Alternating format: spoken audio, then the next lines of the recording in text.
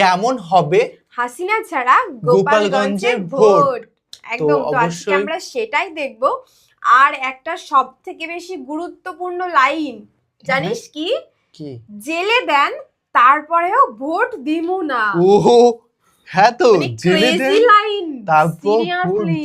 ভাই ভাই এটা কি বললো ভাই, ভিডিওটি অনেক অনেক ইন্টারেস্টিং হতে চলেছে কারণ একদম। এমন এমন কথা শুনছি এখানে।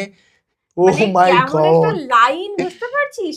জেলে দিয়ে দাও, ভোট আমি দিচ্ছি তো না। দেখতে যাই হবে হয়ে বিষয়টা যাক, অ্যাকচুয়ালি কি অবশ্যই কি বললেন জনসাধারণ এবং গোপালগঞ্জে মানুষ। মানুষরা। হ্যাঁ, এবং গোপালগঞ্জ থেকে যদি কোনো কেউ দেখে অডিয়েন্স বা থাকো, আপনারা দেখে থাকেন তো অবশ্যই কমেন্টে কমেন্ট করে জানিয়ে দিও, আমরাও দেখতে চাই গোপালগঞ্জ থেকে কারা কারা ভিডিও দেখছে। একদম। তো অবশ্যই দেখবো। চ্যানেল যদি নতুন হয়ে থাকো চ্যানেলটি সাবস্ক্রাইব করে দেবে, পাশে থাকা বেল আইকনটা টং করে বাজিয়ে দেবে, একটা লাইক করে দেবে। আর মেন ভিডিও ডেসক্রিপশন বক্সে লিংক পেয়ে যাবে, চেক আউট করে নিও। তো চলো আজকের ভিডিওটি শুরু করা যাক। আমার বাপ চাচারা 14 গোষ্ঠী আমলিক করে এসেছে। আপনি? আমিও আমলিক করি। আপনারা যারা আওয়ামী লীগ করতেন তারা এখন কেমন আছেন? আছি আর কি, বাঁচি আছি কোনো রকমে। আমরা তো মারামারিতে যাইনি, কেন ফেসাদ করতে যাইনি, কিন্তু আমরা তো ভোলাই বেড়াচ্ছি। ক্যান্ডাই যাবো না আমি, ক্যান্ডে যাবো, আমার কিনা ছবি তুলবে ভিতরে। ভোট নিয়ে গোপালগঞ্জের একটি অংশের ভোটারদের ভাবনাটা এমনই। তাদের দাবি, শেখ হাসিনা ভোটে না থাকায় ভোট কেন্দ্রে যাবেন না তারা। গোপালগঞ্জের মানুষ ধরেন 60%ই না যাওয়ার সম্ভাবনা, আমার ব্যক্তিগত ধারণা বলতেছে। যেটা প্রশাসন এখানে ঘুরতে আসলো, এদের ভিতরে ভয়ে কাজ করতেছে যে আমাদের ধরে নিয়ে যাবে না, ধরে নিয়ে যাবে না।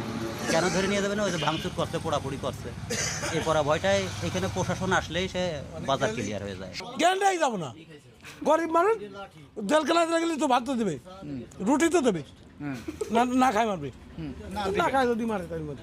ছেলে মেয়ে বাপ চাচারা জেল খাটায়, আর আমরা এনে বসে সেই জায়গায় যাবো ভোট দিতে। এই জেলা বরাবরই আওয়ামী লীগের ঘাঁটি, কিন্তু আওয়ামী লীগের বুঝতে কেন্দ্র থেকে পেরেছি। প্রান্ত সব পর্যায়ের নেতারাই এখন পলাতক, কোথাও কারোর দেখা মেলে না। কিন্তু সাধারণ আওয়ামী লীগের ভোটারদের পরিস্থিতি জানতে চ্যানেল 1 3 দিন এই জেলার বিভিন্ন গ্রাম ও বাজার ঘুরে পরিস্থিতি Wow, বোঝার আমার চেষ্টা তো কত করেছে। সুন্দর লাগছে বল। গোপালগঞ্জের পরিস্থিতি এখন দারুণ থমথমে। পরিবেশ কিন্তু। ভোট কিংবা আইনশৃঙ্খলা পরিস্থিতি নিয়ে কেউই মুখ খুলতে চান না, ক্যামেরা দেখলেই এড়িয়ে যান।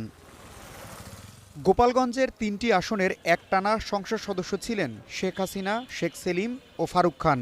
জনপ্রতিনিধি হয়েও আসনগুলোতে তারা সময় দিতেন না, সকল কাজই তারা করাতেন আওয়ামী লীগের স্থানীয় নেতাদের দিয়ে। 1.5 দশকে বহু উন্নয়ন প্রকল্প থেকে শুরু করে স্বাভাবিক সেবাটুকু পেতেও নানা অনিয়ম আর ভোগান্তি পোহাতে হয়েছে গোপালগঞ্জবাসীকে। সদর আসনে শেখ সেলিমের স্বেচ্ছাচারিতা, অনিয়ম ও কমিশন বাণিজ্য সদর আসনের আওয়ামী লীগ সমর্থকদের মধ্যে ব্যাপক ক্ষোভ তৈরি করেছে। আমরা ভোট দিলেও যা না দিলেও যা, আমাকে তো যে আওয়ামী লীগ সরকার চলে গেছে, যার পরে আমরা তো খালি খালি সাধারণ মানুষ ভুগবান রাখছি। তাই যে এরপরে নির্বাচন হওয়ার পরে যদি কোনো সরকার আসে, কি আমাকে ও চাপ সব সময় থাকবে। যে কেউ 10,000 ভোট পেয়ে হবে, কেউ 3,000 পাইও হবে। এখন কি হবে যাবে, সেটা দেশের পরিস্থিতি যাবে ভোট কেন্দ্রে মানুষ যাবে মনে হয়। যাবে, যাবে না এমন কোনো কথা? কিছু তো যাবে। কাজিরবাজার এলাকা, ভোট নিয়ে এখানেও খুব একটা আলোচনা নেই। অপরিচিত মানুষ দেখলেই রাজনৈতিক আলাপ একেবারেই বন্ধ।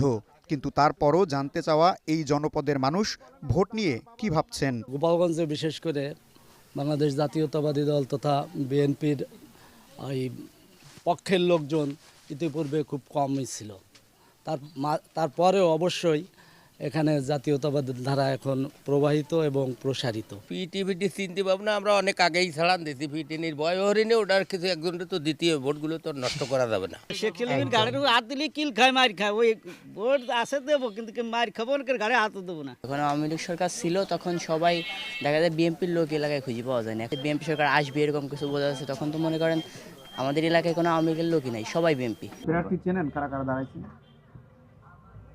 তার নামও তো একটা শুনি বাবা, ওই যে কোন যে পরিস্থিতি হয়েছে তার নামও তো শুনি হয়নি। এনসিপির সমাবেশে হামলা, পুলিশের গাড়ি পোড়ানোর মামলায় অনেকেই আসামি হওয়ারা বেশিরভাগই পালিয়ে থাকছেন অন্য জেলায়। ভোট এখন তাদের কাছে টিকে থাকার লড়াই। মূল নেতা যেহেতু এখানে নাই, যার কারণে সাধারণ মানুষ যারা মানে এমনি কোনো দলের সাথে সম্পৃক্ত না, কিন্তু ভোট দিত আওয়ামী লীগকে, সে সমস্ত মানুষ তারা তো একটা অস্তিত্ব খুঁজে পেতে চায়। ঠিক আছে, এদের সাথে থাকে, আমরা যাতে কোনো সমস্যার সম্মুখীন না হই, অথবা যারা পলাতক আছে তাদেরও কিভাবে মামলা থেকে রেহাই দেওয়া যায় এদের পিছনে থেকে আমরাও সেই চেষ্টায় আছি। কিন্তু আমরা আওয়ামী লীগকে ভোট দিই। একটি অংশের মতে এই এলাকায় ভোট সুষ্ঠু হওয়াটাই প্রধান চ্যালেঞ্জ। ভোট কেন্দ্রে যাবেন না এমন মানুষের সংখ্যাও অনেক বেশি। আমরা এখন গোপালগঞ্জ শহর থেকে 25 কিলোমিটার দূরের একটি গ্রামে আছি। গ্রামের নাম বনগ্রাম। এই গ্রামের বাজারে অনেকের সাথেই আমরা কথা বলার চেষ্টা করেছি। এটি মূলত আওয়ামী অধ্যুষিত এলাকা। এখানে বেশিরভাগ মানুষ এখন গ্রামে থাকেন না, কারণ 5ই আগস্টের পরে অনেকগুলো মামলা হয়েছে, সেই মামলায় আসামি হয়েছেন তারা।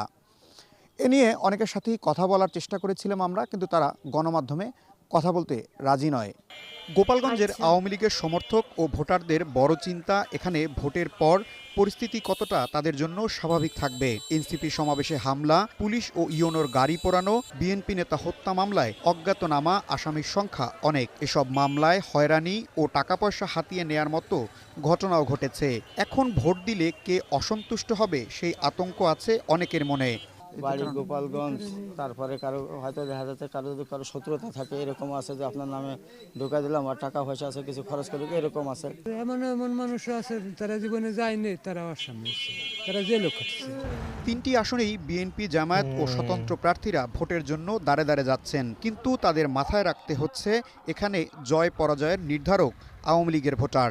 জাতির পিতা শেখ মুজিবুর রহমান সাহেব এবং তার কন্যা শেখ হাসিনা দীর্ঘদিন দেশটাকে শাসন করেছেন। তারা আপনার অতীতে যে সমস্ত কাজ কারবার করেছে তাদের একটা পরিচিতি আছে, এই জন্য তাদের ব্যাপারটা জনগণই ডিসাইড করবে তারা কি করতে পারবে। গোপালগঞ্জের মানুষ সবসময় একটু স্বাধীন চেতা মানুষ, স্বাধীনতা বিশ্বাসী, মুক্তিযুদ্ধের চেতনায় বিশ্বাসী।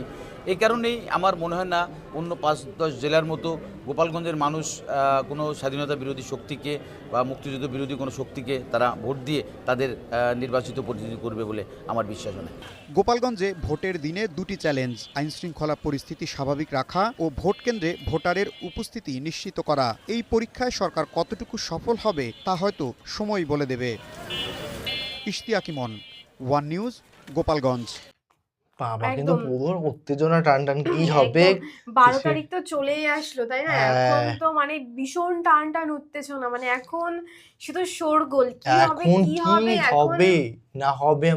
আমরাও ভীষণ এক্সাইটেড, কিন্তু তাই না, যে কে হবে এত দিন পরে, কে হবে। সত্যি কথা, মানে কিছু বলার নেই। আমরাও এখন কিছু বলতে পারছি না, এখন আমাদেরও তোমাদের মতন অবস্থা। একদম এটাই হওয়ার কথা, কারণ আমরাও তো পর্দায় বা খবরে বা নিউজে বা ইউটিউবে তো আমরাও কিন্তু ফোকাস রাখছি যে কে সমীক্ষায় কে জিততে পারে। এখন হাড্ডাহাড্ডি তো সব জেলায় সব রকম হয় না, বল। কোথাও ধরো বিএনপি এগিয়ে, কোথাও জামায়াত এগিয়ে, বিভিন্ন রাজনৈতিক দলগুলো আছে, সেক্ষেত্রে কিন্তু বলা যাচ্ছে না কে জিততে পারে। তো তোমাদের কেমন লাগলো আজকের কন্টেন্টটি অবশ্যই কমেন্টে কমেন্ট করে জানাও। তোমাদের মতামত জানাবে যে এবার কে জিততে পারে। কমেন্ট দেখলেই বুঝতে পারবে যে কে জিতবে, তাই না? তো বেশি করে কমেন্ট করো গাইস। তো চলো guys, bye bye, take care.